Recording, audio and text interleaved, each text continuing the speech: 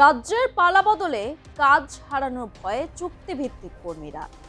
রাজ্যে প্রায় সমস্ত সরকারি অফিসেই ডেটা এন্ট্রি অপারেটর, পিয়ন সহ বিভিন্ন পদে অস্থায়ী কর্মীরা বসে।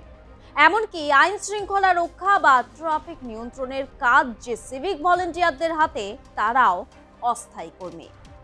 পুলিশকে সহায়তার উদ্দেশ্যে 2013 সালে তৈরি হয়েছিল এই স্বেচ্ছাসেবক বাহিনী বা সিভিক ভলেন্টিয়ার।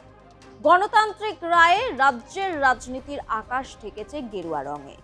তবে এই সিভিক ভলেন্টিয়ারদের মনের আকাশ ঠেকেছে দুশ্চিন্তার আধারে। বিজেপি তাদের সংকল্পপত্র বা ইস্তেহারে মূলত কর্মসংস্থান, নারী নিরাপত্তা ও কৃষকদের সহায়তার উপর জোর দিয়েছে।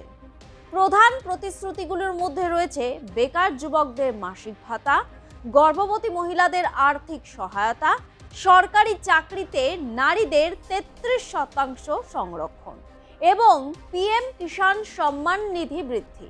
তারপরও অনিশ্চয়তায় সিভিক ভলেন্টিয়াররা। কেন তারা কাজ হারানোর ভয় পাচ্ছেন?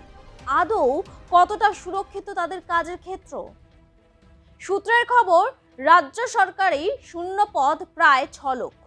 দীর্ঘদিন নিয়োগ না হওয়ায় গ্রুপ এ, বি, সি এবং ডি স্তরে কর্মী সংখ্যা এসে ঠেকেছে মাত্র 3,17,994-তে। পশ্চিমবঙ্গ এবং কলকাতা পুলিশেও রয়েছে প্রচুর শূন্য পদ, আর সেই শূন্য স্থানই এতদিন ধরে পূরণ করে আসছে চুক্তিভিত্তিক কর্মীরা। এরা সবাই দীর্ঘ 15 বছর ধরে রাজ্যে নিযুক্ত চুক্তিভিত্তিক কর্মচারী।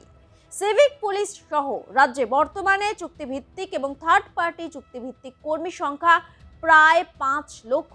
চুক্তিভিত্তিক হলেও 60 বছর বয়সের আগে তাদের চাকরি যাবে না বলে একটি অর্ডার পাশ করেছিলেন মমতা বন্দ্যোপাধ্যায়ের সরকার। কিন্তু রাজ্যে পালা বদলের পর সেই অর্ডার বহাল থাকবে কিনা, সেই নিয়ে তৈরি হয়েছে প্রশ্ন। বিগত বেশ কিছু বছর ধরে কাজ করার পর এখন তারা ভুগতে শুরু করেছে নিরাপত্তাহীনতায়। প্রশ্ন একটাই, চাকরিটা থাকবে তো? এই বিষয়ে কি জানাচ্ছেন বিজেপি নেতৃত্ব? অনেক কিছু আমরা যে সংকল্পপত্র বলেছি অক্ষর অক্ষর করব। অস্থায়ী কর্মচারী যারা এখানে অনেক হিসেবে বাটা আছে, ওটা দেখে আমরা এখানে সরকারি কর্মচারীর বিরুদ্ধে যেসব কাজ রাজ্য সরকার করেছিল, ডিএ না দেওয়া, ওদের কাছ থেকে টাকা নিয়ে চাকরি না দেওয়া, আমরা কিন্তু ওদের সব জিনিসটা ঠিক করব যাতে ওরা আর সাফার না করে। রাজ্যে তো প্রচুর এরকম কন্ট্রাকচুয়াল রয়েছে, যেমন সিভিক ভলেন্টিয়ার থেকে শুরু করে বিভিন্ন সরকারি অফিসগুলোতে রয়েছে কন্ট্রাকচুয়াল স্টাফ। সিভিক ভলেন্টিয়ার তো তৃণমূলের কর্মী না কন্ট্রাকচুয়াল স্টাফ?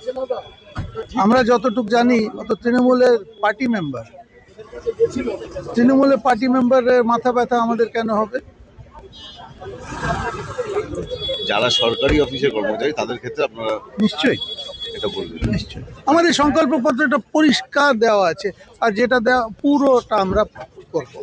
তৃণমূলের আমলে এই সর্বস্তরে কর্মী স্থায়ীকরণের দাবিতে আন্দোলন করেছেন। সে সময় মমতা বন্দ্যোপাধ্যায় একটি বিজ্ঞপ্তি জারি করে জানায়, এই অস্থায়ী কর্মীরা 60 বছর বয়স পর্যন্ত নিজ পদে বহাল থাকতে পারবেন, তাদের চাকরি যাবে না। অবসরের পর তাদের নামমাত্র অবসরকালীন সুবিধা দেওয়ার কথাও ঘোষণা করা হয়। ইতিমধ্যেই বর্তমানে অবসরপ্রাপ্ত যে আধিকারিকদের পুনরায় নিয়োগ করার কথা বলা হয়েছিল, তাদের তালিকা তৈরি হয়ে গিয়েছে। আর রিঅ্যাপয়েন্টমেন্ট অফিসারদের ছুটিতে যাওয়ারও মৌখিক নির্দেশও দেওয়া হয়েছে বলে সূত্রের খবর। বর্তমানে রাজ্য প্রশাসনে এমন আধিকারিকের সংখ্যা প্রায় 500। পশ্চিমবঙ্গ ও কলকাতা পুলিশের ওএসডিওদের ছুটিতে যাওয়ার নির্দেশ দেওয়া হয়েছে। মমতা বন্দ্যোপাধ্যায় সরকার তাদের স্থায়ী চাকরিজীবীর মর্যাদা দেবে বলেই আশাবাদী ছিলেন চুক্তিভিত্তিক কর্মীরা। কিন্তু সামান্য অবসরকালীন সুযোগ সুবিধা ছাড়া তাদের জন্য কোনো পদক্ষেপই নেওয়া হয়নি বলে একটি বড় অংশের অভিযোগ। এই অবস্থায় স্থায়ী কর্মী নিয়োগ না করে চুক্তিভিত্তিক কর্মীদের উপর খাড়া নেমে এলে সম্পূর্ণ সিস্টেমটাই ভেঙে পড়বে বলে প্রশাসনিক মহলের আশঙ্কা। আবার নিয়োগের পর চুক্তিভিত্তিকদের ছাঁটাই হলেও বিষয়টি লক্ষ লক্ষ কর্মী ও তাদের পরিবারের জন্য একেবারেই ন্যায়সঙ্গত হবে না বলেই মত একাংশের। অন্যদিকে সমস্যা আরও একটা জায়গায় রয়েছে, সেটা হলো এই সরকারি অস্থায়ী কর্মীদের যদি রাতারাতি চাকরি থেকে বরখাস্ত করে দেয়া হয়, তাহলে নতুন নিয়োগ হওয়া পর্যন্ত কাজ চলবে কি করে? সব দপ্তরই তো অস্থায়ী কর্মীদের উপর নির্ভরশীল। নবনির্বাচিত বিজেপি সরকার তাদের নির্বাচনী সংকল্পপত্রে সরকারি শূন্যপদ পূরণের প্রতিশ্রুতি দিয়েছেন।